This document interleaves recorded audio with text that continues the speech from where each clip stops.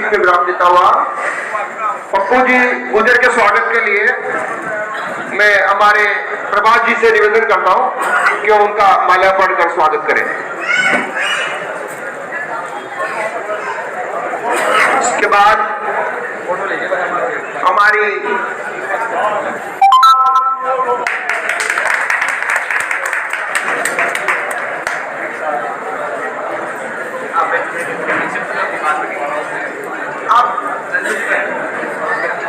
मैं नरेंद्र जी पांडे के स्वागत के लिए संजय जी नंदवाला जी से निवेदन करता हूं कि वो मंच पे आए और उनका स्वागत करें।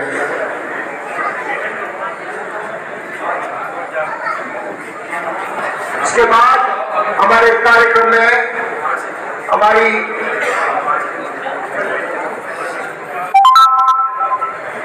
आशीष शर्मा पार्षद नगर परिषद होगी, वो भी आए मंच पर अपना स्थान ग्रहण करेंगे।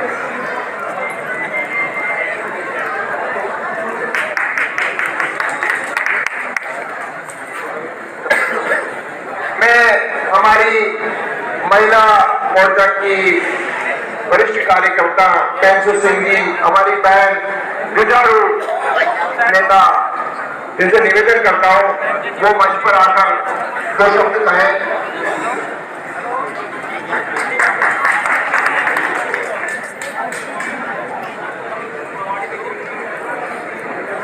सप्तोनी चौधरी जी मंच पर पधारे, अपना स्थान ग्रहण करें।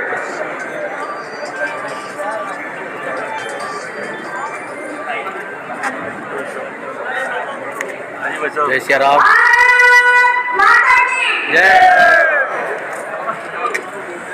जय श्री राम। जय श्री राम। और मेरे सामने विराजमान मेरे सभी वीर भाई को मैं नमन करती हूँ और सभी से निवेदन करूंगी कि आज जो जी भाई सबको बहुत बहुत बधाई कि आज जनता का प्रत्यक्ष हमारे बीच शर्मा है, उनके कार्यालय का उद्घाटन है। तो ये उद्घाटन रुपये जी का ही नहीं है, कार्यालय आप और हम सबका है। एक तो है बीजेपी का प्रत्याशी, एक है कांग्रेस का प्रत्याशी, लेकिन ये प्रत्याशी मंच पर विराजमान हमारे अग्रज भारतीय जनता पार्टी के पूर्व जिलाध्यक्ष और कार्यकर्ताओं के दिलों में बसने वाले जननायक आदरणीय महिपत सिंह जी हाड़ा साहब, जोरदार तालियों के साथ आप अभिनंदन करें, स्वागत करें। मंच पर विराजमान जनसंघ के जमाने के जन नेता और भारतीय जनता पार्टी के पूर्व उपाध्यक्ष आदरणीय इंद्रजीत जी राजौरा साहब, मंच पर विराजमान नगर परिषद के पूर्व चेयरमैन आदरणीय सुरेश जी जिंदल, मंच पर विराजमान महिला मोर्चा की नेता पूर्व पार्षद पेंशु सिंह जी,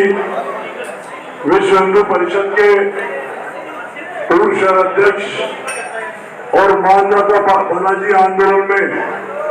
अलग जगाकर आंदोलन की परिणति तक ले जाने वाले जन जागरण के साथ पूरे संवाद पूरे प्रदेश को हिला देने वाले भाई सुनील जी हाड़ोती, मानदाता बालाजी आंदोलन के जेल से लेकर संघर्ष से लेकर कोरोना काल में जब सब लोग घर में बैठे हुए थे, अपनी जान की बाजी लगाकर एक एक शव को सम्मान के साथ उसका दाह संस्कार कर समाज और देश में अनूठा उदाहरण प्रस्तुत करने वाले भाई महेश जी जिंदल, मंच पर विराजमान हमारे शहर के जागरूक स्वच्छ छवि के सेना से सेवा में आए भाई नगर पार्षद संदीप जी देवगन, मंच पर विराजमान हमारे राजपूत समाज के अध्यक्ष आदरणीय आड़ा साहब, मंच पर विराजमान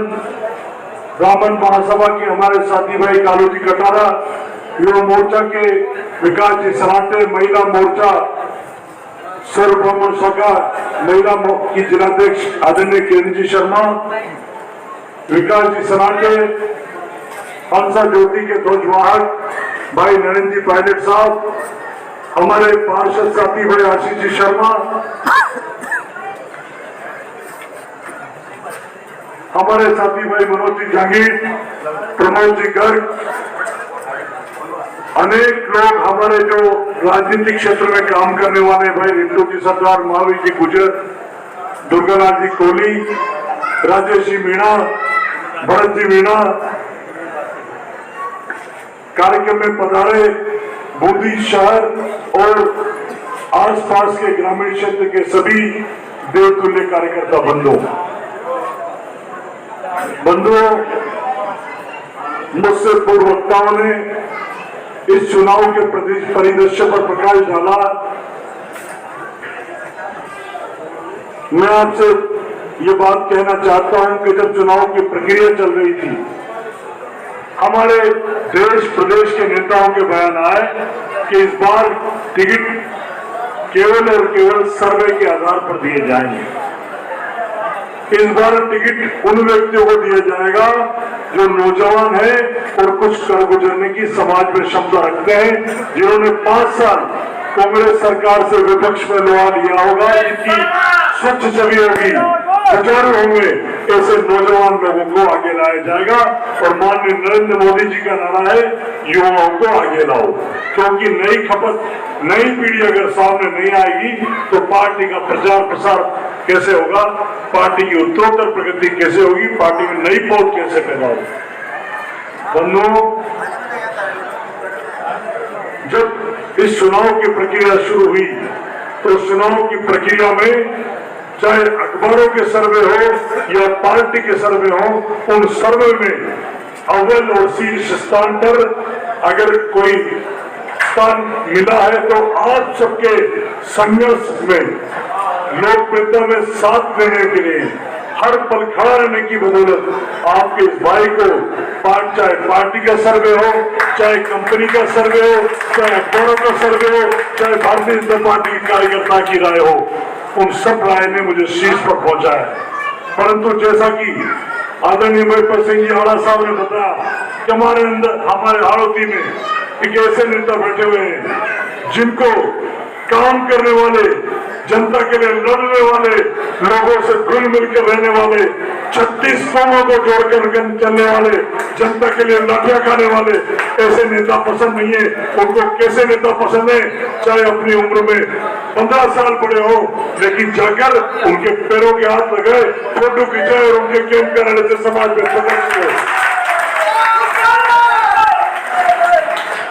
दोस्तों, आज मैं एक कोचिंग संस्थान के अंदर विद्यार्थियों ने बुलाया था, क्योंकि मैं कॉलेज का अध्यक्ष रहा हूं, विद्यार्थियों से मेरा प्रेम है। मैंने उनसे एक सवाल पूछा,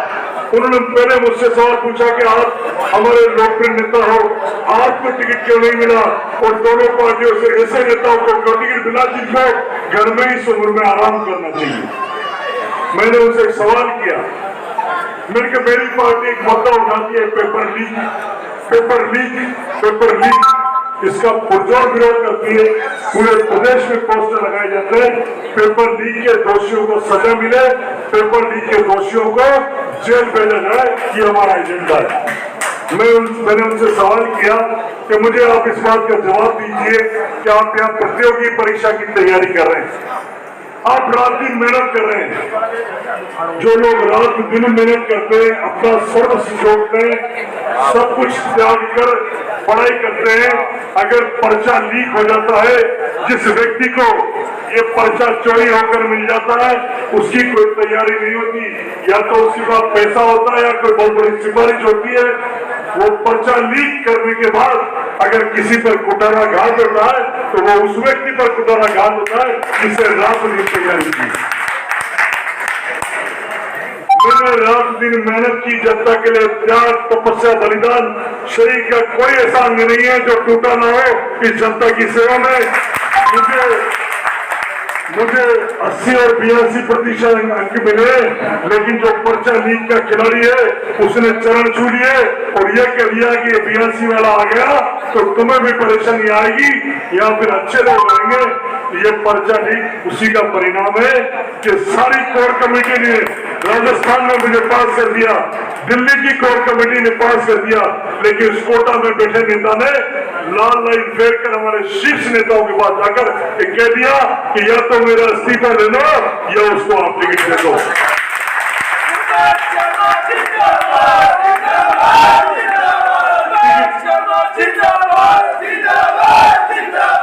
कमेटी पे बैठे बड़े बड़े नेताओं ने मुझ पर दबाव बनाया गया। स्वाभिमान से क्या होता है, एक बार वहां जाओ, एक बार ऐसे मिल लो, एक बार चरण छू लो, एक बार ऐसे चल जाओ, एक बार ऐसे चल जाओ। दोस्तों, सारी प्रक्रिया हो गई। मैंने बूंदी के अंदर सूर्यवन मिशन की धरती पर जन्म लिया है। मैंने हाड़ी रानी जो हमारी बेटी है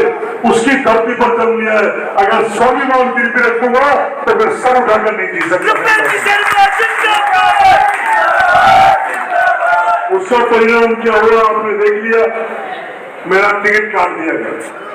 टिकट काटने के बाद किसी व्यक्ति को टिकट दिया और उसका किस तरह से कैंप कराने से फोटो वायरल कराया गया, ये उदाहरण दिया गया कि कहाँ आना पड़ेगा समाज के अंदर। लेकिन जिस तरह से उस घटना के बाद पूरी विधानसभा क्षेत्र के कार्यकर्ताओं के पास 21 तारीख को टिकट फाइल हो गया, मेरे पास लगातार एक एक बूथ से, गांव से नहीं, एक एक बूथ से कार्यकर्ताओं के फोन आए कि आप चुनाव लड़िए, हम आपके साथ हैं, आप चुनाव लड़िए। ये सारा जो मंचिया सुशोभित है सबने कहा आप चुनाव लड़िए, हम आपके साथ हैं। मैं लगातार मना किया, मैंने कहा पार्टी ने कोई निर्णय कर लिया, उसके पहले हम राय पहुंचाएंगे। सारी कमेटी बैठी, लोगों ने पत्र लिखे, प्रेस कॉन्फ्रेंस हुई। यही सुमन बिलिया जी जो हमारी नेत्री थी और वसुंधरा जी पहली बार जब मुख्यमंत्री बनने वाली थी वो चुनाव लड़ रही थी, यही अशोक जी डोगरा हमारे मित्र के फार्म हाउस पर आए और 2 कार्यकर्ता तो इस समय इस दुनिया में जीवित नहीं है, नंदलाल जी फौजी और प्रेम शंकर जी सोनी, उनको लेकर आए थे और एक मानव की पटवारी उनके साथ थे, वो मिले और उन्होंने कहा सुमन बिलिया हमें हर हाल में रोकनी है, ये सीट इस तरह की सीट है, इस पर अगर एक बार कोई और काबिज हो गया तो हमारा रास्ता बंद हो जाएगा। मैंने उनको कहा कि इस प्रकार का किसी का रास्ता बंद नहीं होता, जो व्यक्ति काम करता है उसका रास्ता भगवान को